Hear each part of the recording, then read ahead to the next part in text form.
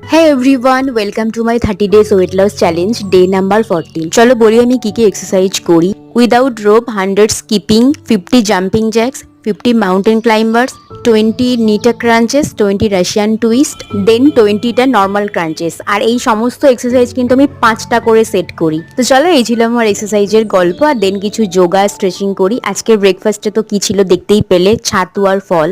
আর ব্রেকফাস্টের পরেই আমি সবজি টবজি কেটে ডালিয়া আর ডালটাকে ভিজিয়ে কিন্তু লাঞ্চের প্রিপারেশনটা করে রাখি। আর আগে থেকে ভিজিয়ে রাখলে কি হয় বলো তো, খুব তাড়াতাড়ি রেডি হয়ে যায়, মানে হাতে কম সময় থাকলেও লাঞ্চটা ঠিকঠাক টাইমে প্রিপেয়ার হয়ে যায়। ডিনারে আজকে একদম দেশি প্রোটিন রিচ খাবার নিয়েছিলাম। বড়া বানিয়েছিলাম খেসারির ডাল ভিজিয়ে, তাতে বাঁধাকপি, গাজর আর কাঁচা লঙ্কা দিয়ে, যদিও মা বানিয়ে দিয়েছিল এটা, তবে মা এটা অলিভ অয়েলে শ্যালো ফ্রাই করে দিয়েছিল, হেভেনলি খেতে লেগেছিল।